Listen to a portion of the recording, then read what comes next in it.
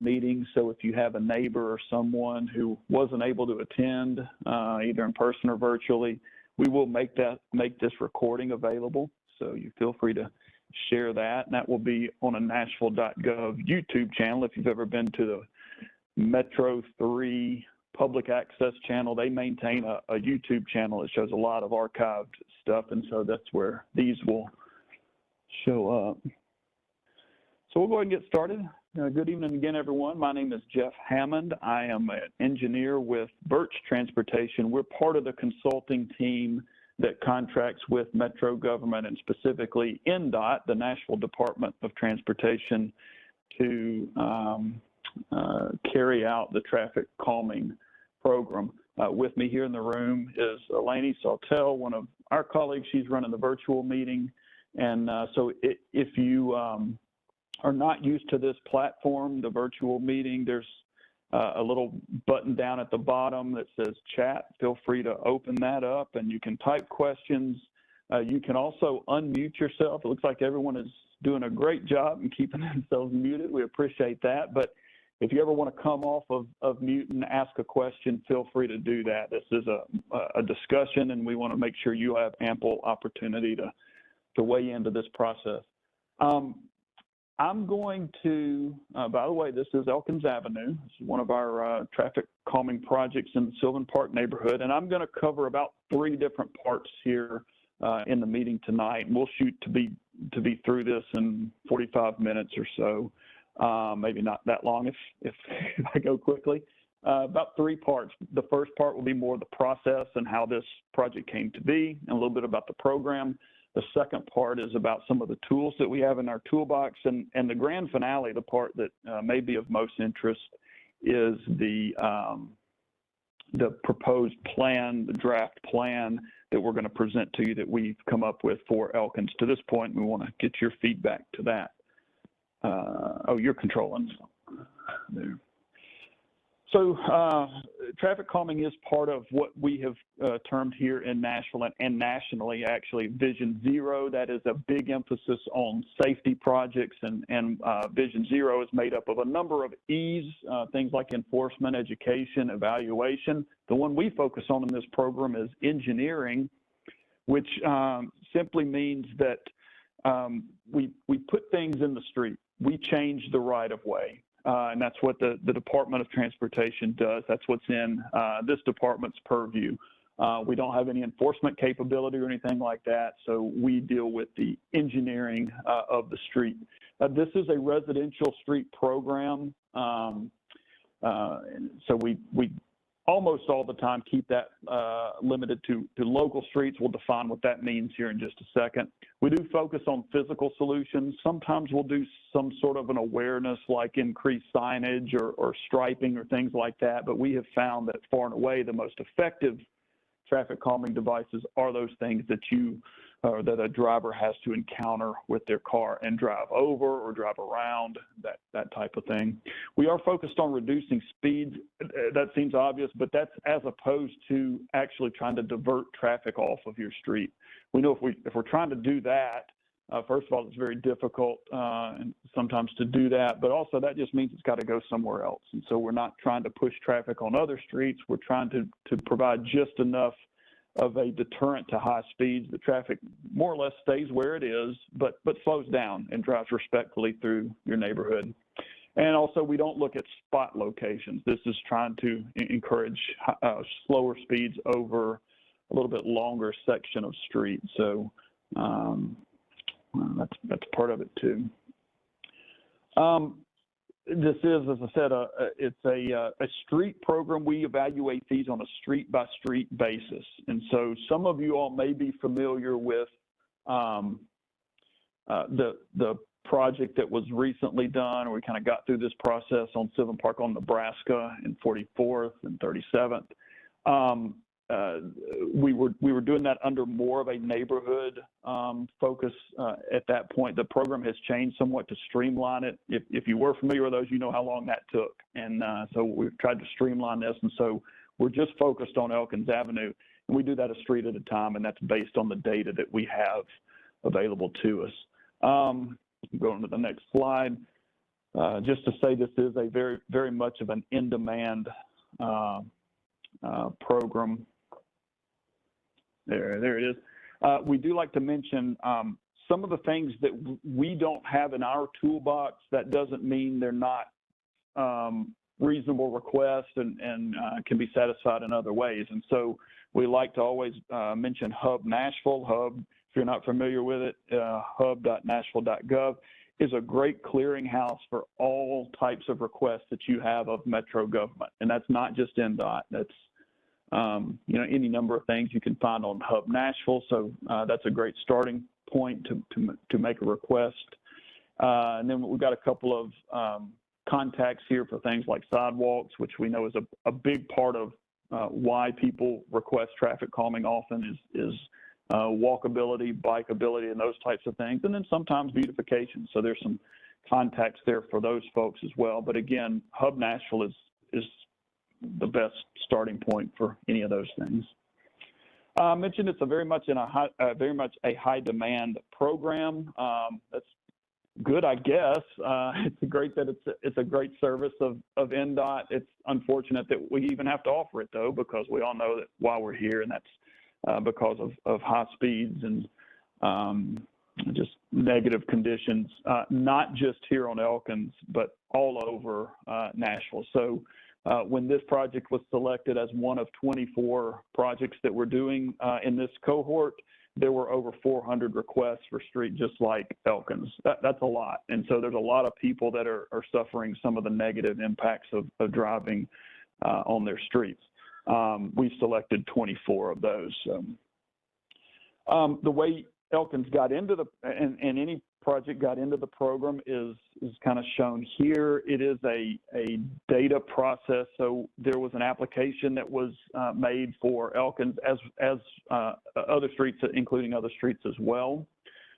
We evaluated all of those, and this shows you how we evaluate them. So 70% of the prioritization is really safety related, safety data related. That's 50% of that is the actual speeds that we measured, and the other 20% is the crash history that the street has had. And then the other 30% deals more with some of those pedestrian aspects.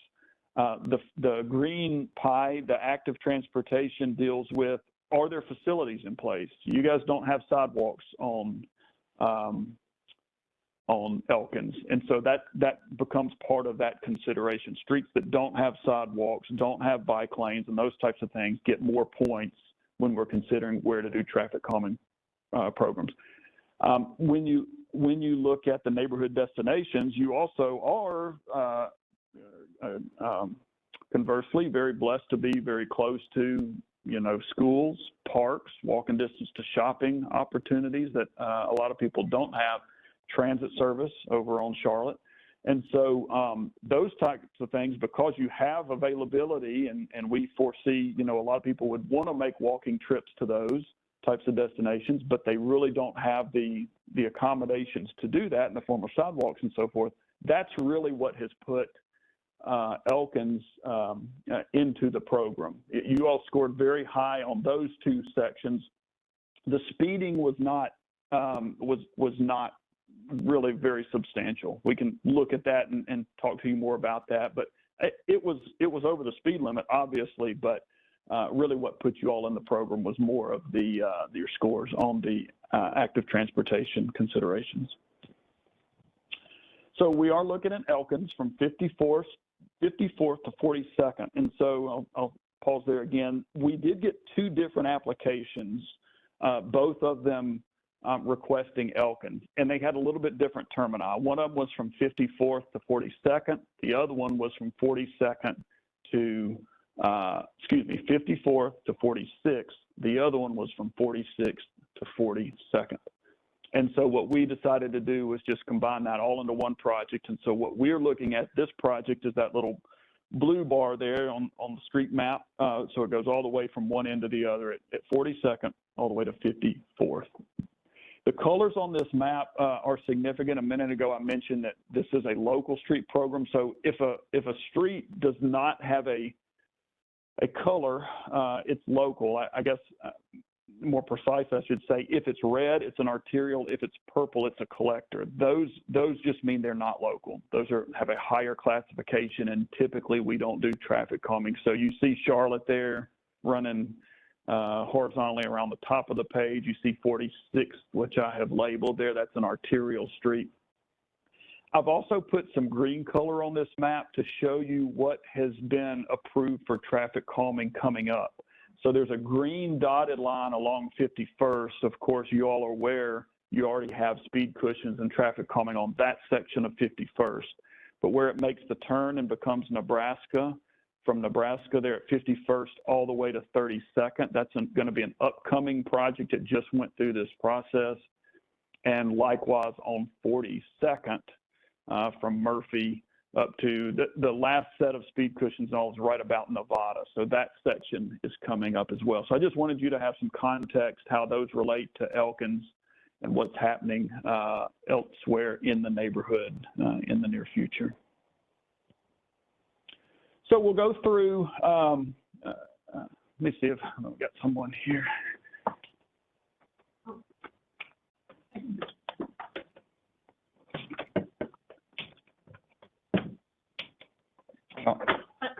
Oh, there we are. There, come in. Yeah, we got it. Sorry, we had a neighbor at the door here, so let me in. A few of the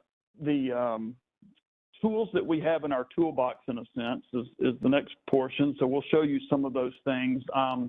Starting on some of them on the more basic end, we have some signage and markings. We do use these radar feedback signs occasionally. That's typically where we have more traffic or higher speed traffic than we feel comfortable putting, something in the path of the driver. We just like to give them good feedback, and those have some effectiveness, as do the markings. Sometimes we've done some creative things with some of the markings. One of those is narrowing, where we can actually stripe the road to make it feel tighter. We know that the wider the street are and the more visibility a driver has, the more temptation there is to go faster. Elkins is a wide street. Most of it is about 40 feet wide. Once you get west of 50th, I know it starts to get narrower there, but on that eastern end, that's a pretty wide street. Now you park on it, and so that helps kind of visually narrow the road. And houses are not set back very far, and so that helps as well. So all of those things kind of come into play when we're looking at what type of recommendations we have. Speed cushions are really the bread and butter of this program. We use them on probably more than 95% of the jobs that we do. We use these a lot, and a couple of reasons. One, they're very effective. They work well. They do slow traffic down. A second one is we know how they perform. We know how people drive over them. People are beginning to see these in neighborhoods all over town, and so they're used to seeing them, and they kind of recognize that. They hold up really well, and then also they're consistent. Sometimes you can make these out of asphalt and concrete. Some jurisdictions do that. We've chosen to use more of these manufactured ones because it's a consistent product every time, and so that's really important. One of the picture there on the right demonstrates this, that the reason why you see this gap in it is to assist in larger wheelbase vehicles like emergency response vehicles, to slow them down as little as possible, minimize the impact on some of those. I will show you in just a second. You just saw a picture of 3 wide, so we can put those in different configurations as well. Speed tables are very similar to speed cushions. They're obviously one major difference is there's not a gap in between them, but also the bigger difference actually is that they're just longer. They're longer in the direction of traffic, so that a car can drive over those more quickly than it can over most speed cushions. And so we use these again on roads that might have a little more volume to them, that we may not be trying to bring them down to 15 or 20 miles an hour, where something more like 20 or 25 or maybe 30 miles an hour is more appropriate. So these have their place. We use them in different areas. Traffic circle is one that we don't use very often, because the conditions have to be just right, you got to have some very large intersections for this to work and to be effective, and not create other issues for things like school buses or certainly city buses and all that might have a hard time navigating them. I'm going to use this as an example of also to say, because we don't have other slides that do this, but when we put concrete in the street, and that can come in the form of curb extensions, we're actually narrowing the radius of a turn that helps people slow down when they're making a turn. And the reason I'm bringing this up too is there's another one that is a median that can go in the middle of intersections, and that's something actually that we want to propose to you here on Elkins. So I'll just use this slide as an opportunity to say that sometimes we do think it can be a good fit to do more of heavy type construction in the roadway, and this is just an example of that. Chicanes is kind of partially an operating change and partially an engineering change, but this tries to simulate these streets that are very tight and have parking, and you're kind of a yield condition where you have to wait on one car to pass. Sort of simulates that zigzag driving pattern through. We use these in very urban areas and don't use them very often at that. So a little bit about the process and where we are. We're here where it says meeting 1 on the red bubble. You've already done the application. You've been selected into the program. We're going to present a draft plan to you here on the next slide. And where we'll go from here is we'll take feedback that you have, and then we're going to come back and we do a second meeting very similar to this. Sometimes if there's not a lot of feedback, it's almost identical to this. Sometimes you all will request some changes, or we'll get back together and talk through that. After that second meeting, again, pending we have some good level of consensus with the project, we'll then move into the ballot and ultimately construction. I've got one slide on the ballot. We talk about that more in meeting 2, but I want to give you kind of a heads up for how that goes. But first, let's look at the plan for Elkins. And those of you who are looking on your computer screens may can see this easier. For those of you in the room, I'll try to do a little more complete job of pointing it out. So what we have about middle of the page where you see those red, they look like circles, they're stop signs. That's Elkins Avenue. And the far left-hand one is the intersection at 54th. On the right-hand side of that image is the intersection of 42nd. And one of the things that immediately strikes me on Elkins is you've got a lot of stop signs on this street. So 1, 2, 3, 4, 5, 6, 7 stop signs. Those are not always stops. Those are stops along Elkins. So as you drive it, everywhere you hit one of those, you're encountering a stop sign. Typically, that doesn't lend itself to very high speed. I know people run stop signs and I know people roll through stop signs, but most people at least slow down somewhat for stop signs. And so we often don't see a lot of traffic calming requests where you have as many stop signs as is on Elkins here. So we haven't done a lot of speed cushions on this project, mainly for that. So a minute ago when we were talking about what got y'all into the program, I said it wasn't speed, and that's because the speed that was measured was about 31 miles per hour. That's what we call an 85th percentile speed. So 85% of the drivers on the street were going 31 or below. And so, when we look at that across the board in terms of all the traffic calming that we do, that's on the low end of the spectrum. Your speed limit, of course, is 25. And so we look at that differential. That speed was measured right about 44th to 43rd, somewhere in that block. I believe it was certainly in between 46th and 42nd. It was in that section where there are, you go about 3 blocks and you don't have any stop signs. So that was the highest speed likely that we're going to find on the street. And so what we have done is you see just to the east of 45th Avenue, you see a symbol that is a speed cushion there. Then you go to the next block, and you see a speed cushion there. So we are proposing in that segment between 46th and 42nd 2 locations of speed cushions. And we think that will help speed in that one section where we're probably seeing, the highest speed that you reasonably could get to on Elkins.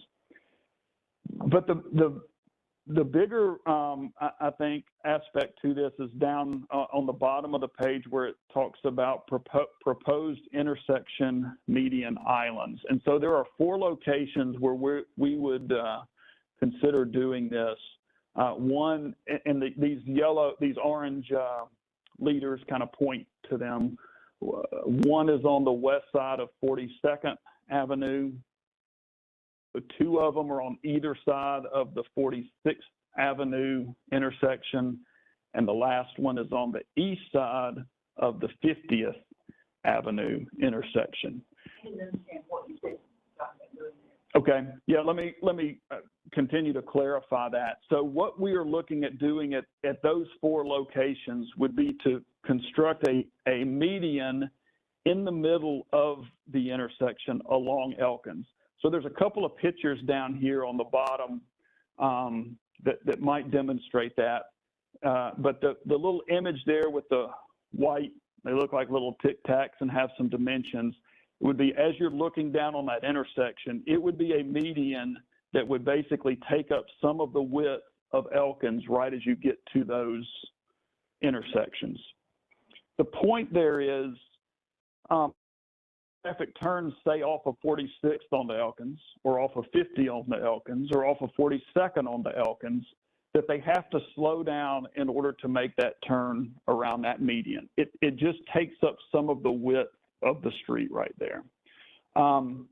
And so what you would still be left with, the dimensions there, you'd still be left with a pretty standard 11-foot travel lane. That street right there, everywhere, those 4 locations that we're proposing, your street is 40 feet wide, curb to curb. And so we would probably be looking at something like 11-foot travel lanes, and that would still leave you 18 feet wide to do a median. We may shrink that by a foot or 2 here and there. We want to make sure, traffic can still get in and out and not hit that or run up on it unnecessarily and so forth. But that's the idea.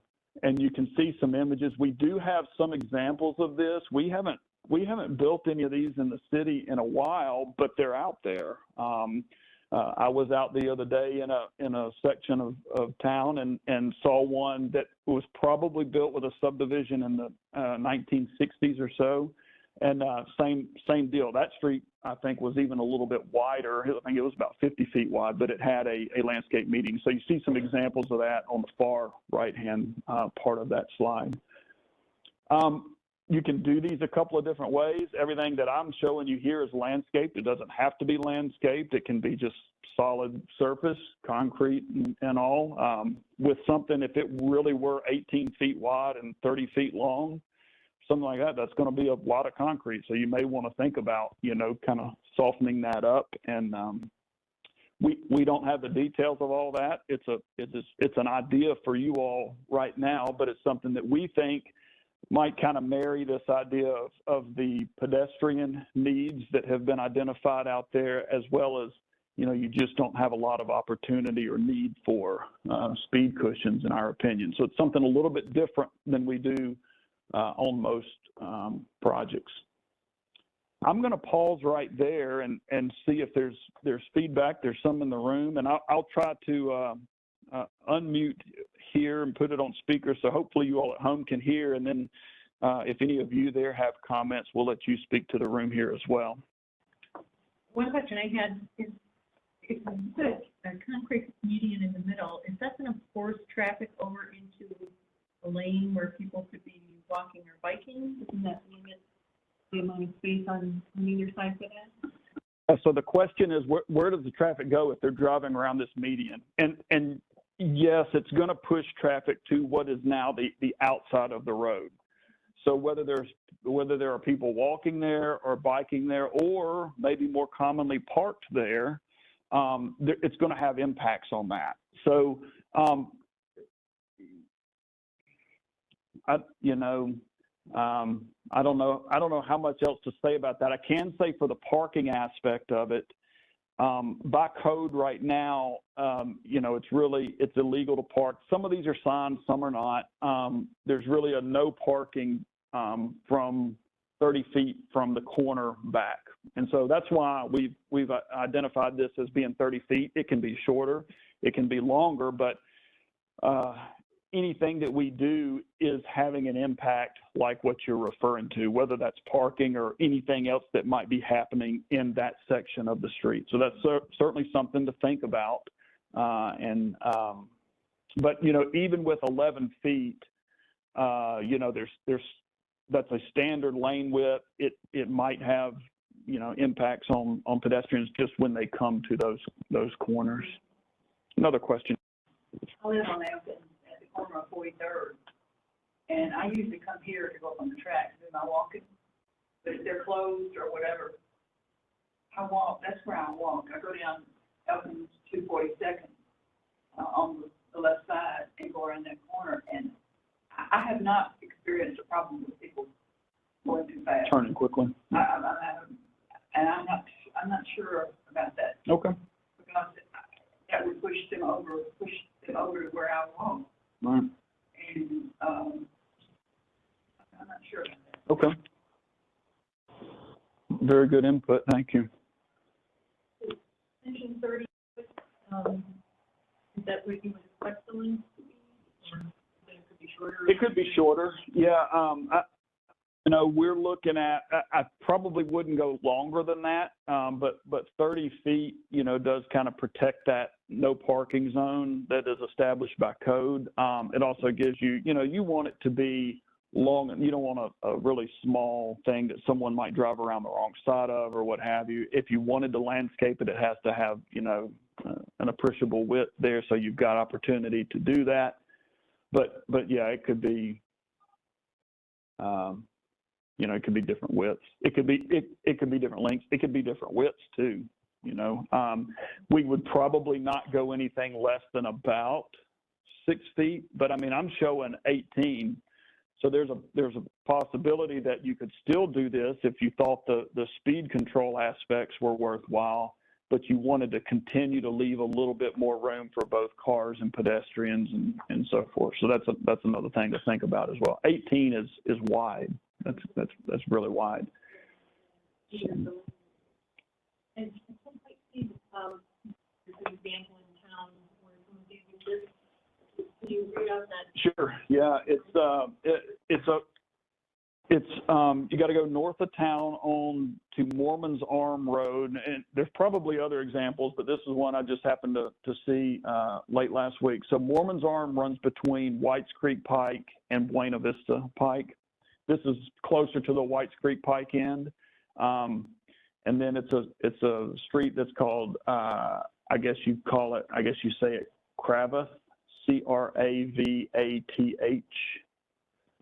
And so that intersection there, Cravath and Mormon's Arm.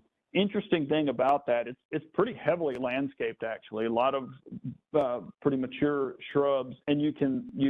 I'm almost positive. It looks to me very clearly like that's being maintained by a private property owner.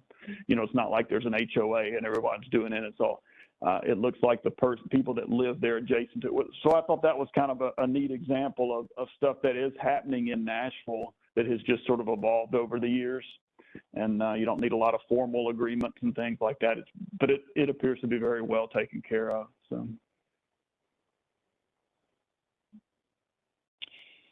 Any comments from the call? Again, feel free to, from people calling in or watching on your computer. If you want to unmute yourself and speak up, feel free.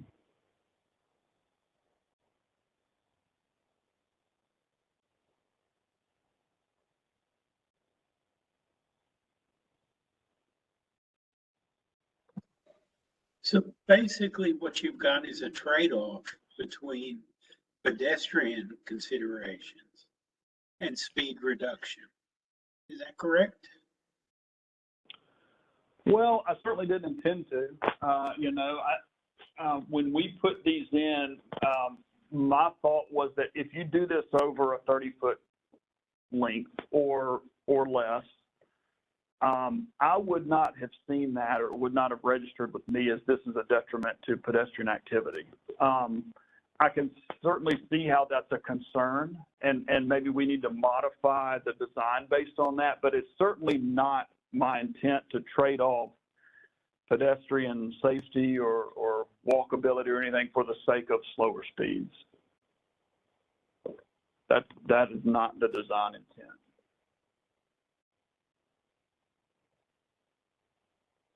I think both are very worthwhile goals. We do want slower speeds. We don't have a lot of experience with these in terms of, I can't tell you this is going to slow traffic down by 3 or 5 or 10 miles an hour on the street, for instance. So just be aware of that. We don't, that type of data is going to be, even if we had a lot of examples of these, that would be kind of difficult data. But, you know, this is in the objective of trying to narrow the street, because that is pretty well documented that does have a positive impact on slower speeds. So that's where it's coming from. In other areas where you have these barriers in place, are there sidewalks? There are not on the example that I just showed you. And again, I don't have a whole list of these. I think they are fairly rare places where we have something in the median like this, or something that's actually been constructed in the median of a wide street. But that example I'm showing you there does not have sidewalks. I will say, in fairness, coming out of that side street that I'm showing you there, I can't imagine a person wanting to turn and walk down Moorman's Arm Road. It's very fast. There are no sidewalks there. It's very narrow. It's not like Elkins Avenue, where you want to, you know, you do feel very comfortable walking along it, and so you don't mind that. So I would point that out as a difference. You know, where it might have been fitting on this street, you all may be saying it's not as fitting on here because you do have so much pedestrian. So it is a difference in that type as well. So that's good to point out as well, sir. When you go from 46th to 54th, there are a large number of stop signs. Do you have modeling that suggests the degree to which you'll reduce traffic speed, given that the number of stop signs? I don't have any modeling to show that. I couldn't really make a guess as to what impact those stop signs are having. I do have to believe it is having some impact, and that's really why we haven't proposed much of anything west of 50th. There's no speed cushions there. There's none of these islands proposed there, mainly because you don't have the width in those sections of the street. So our proposal right now is pretty empty on that end. If anyone has concerns about that or says, oh, believe me, they speed in between such and such streets, we're happy to listen to that. We just don't see it at this point, you know, in doing some of our walkthroughs and so forth.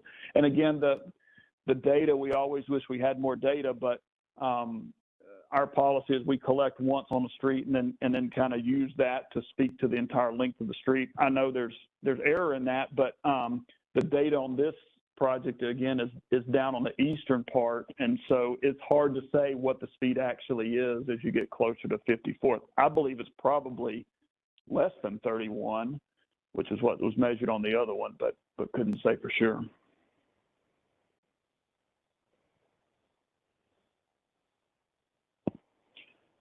So I'm hearing tepid to no support for the medians, and that's absolutely okay. I think that's fine. Another comment. I called you a while back about 42nd because I think you talked about stopping whatever's going to go in on 42nd before it gets stuck to us. And I am a lot more concerned about speeders on 42nd than I am on Elkins. Okay. And also, let me mention one thing. You're talking about stop signs, four-way stop, 42nd, Nebraska. At least half the people don't stop there. Yeah. Well, and we'll have some of those, the bulb out I know. and there, so It's bad. yeah.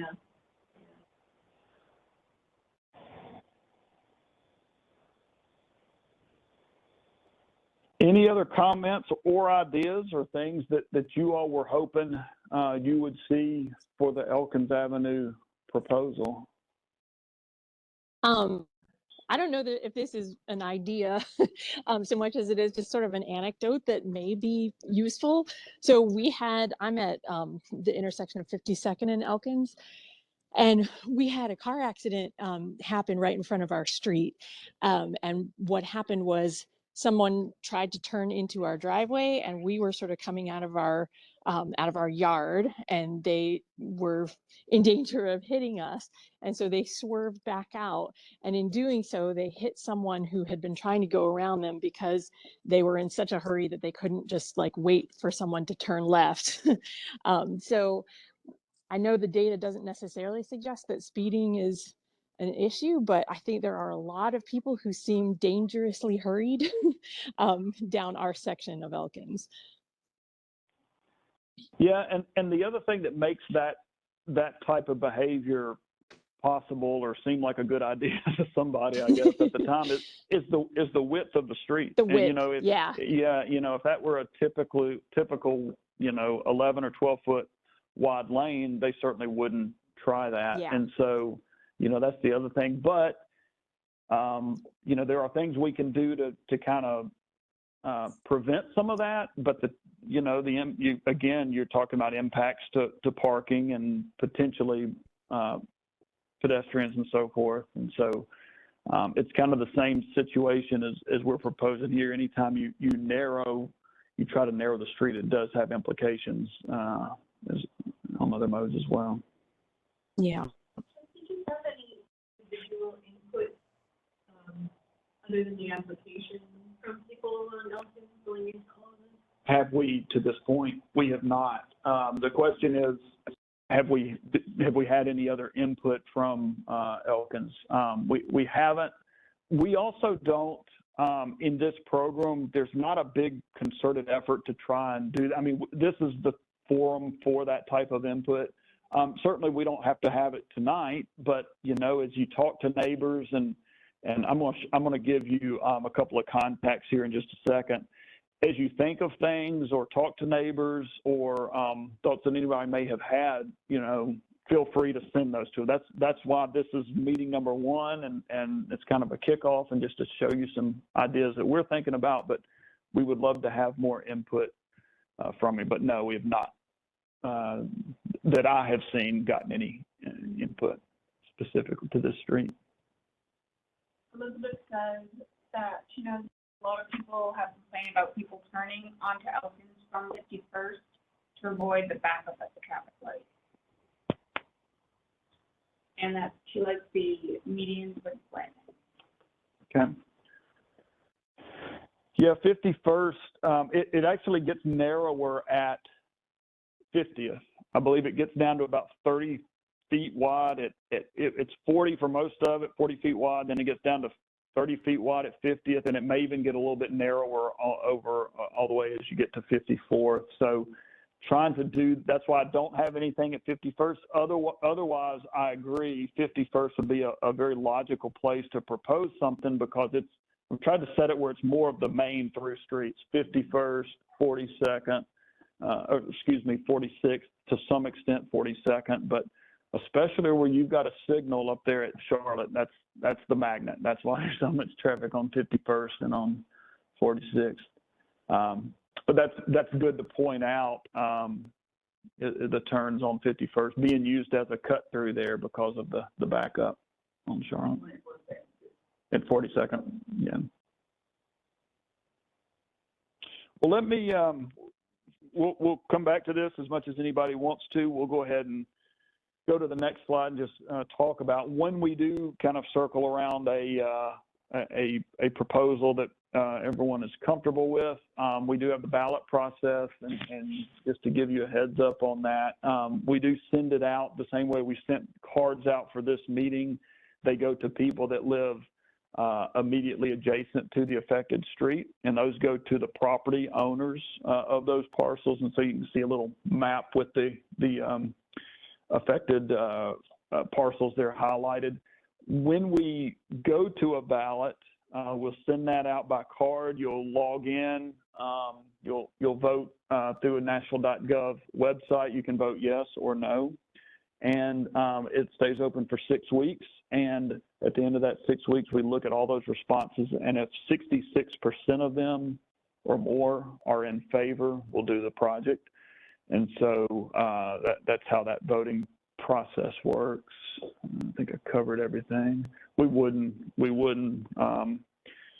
This is residential, so we don't ballot churches or the M&PS school and that kind of thing. Here's the contact information for us. Again, I'm Jeff Hammond. I'm the one on the bottom there. So feel free to email me as a follow-up to this. Gil Thomas, who is the top name that was on the call. He had to go, but he's on most of this call. He is our NDOT program manager, so actually a Metro employee. So Gil's great, and feel free to loop him on that with any questions as well. Was there another comment here? You're okay? Okay. For the whole project, not. Yes. The question was, when we vote, is that for the whole project? It is. There are some things, if we just do striping or we're just going to put a sign up, we don't ballot that. There are some things we don't really ask the neighbors about, but anything that I'm showing here would fall into the ballot category. And so, yes, it would be everybody within the limits of the project. So from 42nd all the way to 54th would be eligible to vote on that. So there's people between the 51st and 54th that would be voting, even though there's really nothing happening in front of them. I think that's probably still the plan, just because the limits of the project are that far. We can, as we settle on what the project actually looks like, we can discuss that and see who are the affected people, if that's less than the entire thing. But right now, that's the limits we're looking at. Any other questions or comments from anyone? I think what we will do at this point, hearing what we've heard, is probably, no one said anything about the 2 speed cushion locations on Elkins. So I guess we would continue that keep that on the plan for now. And then we probably consider heavily the impacts to pedestrians, and then the width of any median if it were to be proposed. So if we're going to keep it at all, I think what we're going to do is go back and look at, can we shrink that to a point where we feel good that we still have plenty of width, that, if a big dump truck is sitting there waiting to turn out onto a side street, that people can still walk and not feel like they're going to get squished by the dump truck. So we'll look at those types of design issues and make some decisions about whether or not it's still viable, or it should just be pulled out of the plan altogether. It would be public. The last process that we went through, the meetings were all very helpful.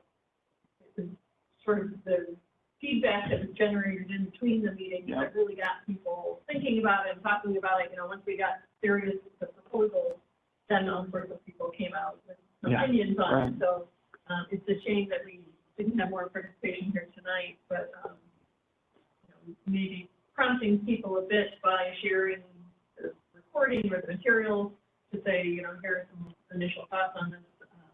Maybe they'll take a time to look at that and then try some deeper. Yeah, absolutely. The more we can get in, and the earlier we can get it in, I think it makes it smoother all the way through the process. Absolutely. Well, I won't keep everyone. We certainly appreciate, again, everyone's attendance tonight and your interest in this project. And feel free, again, to reach out to either Gil or myself and let us know your thoughts. And we'll continue to work on the plan, and then specifically towards that second meeting where we'll come back with any proposed changes to that. I think right now we're scheduling stuff out through the end of January, so we're probably, we're looking at several weeks, so a couple of months before we would come back to do that. But if you guys need more time and you want to talk about it as a neighborhood group, we're certainly working on your schedule as far as that goes. We have a neighborhood meeting on December 12th. And if I'm thinking we'll bring some of this material and show it to folks there so that we at least have 30 or 40 people maybe in the room, and we can get a bigger cross section of people that will sign up and to see what you think. Sounds good. All right. We appreciate it, everyone. Thanks for your attendance, and have a good rest of your evening. Thank you. Thank you so much.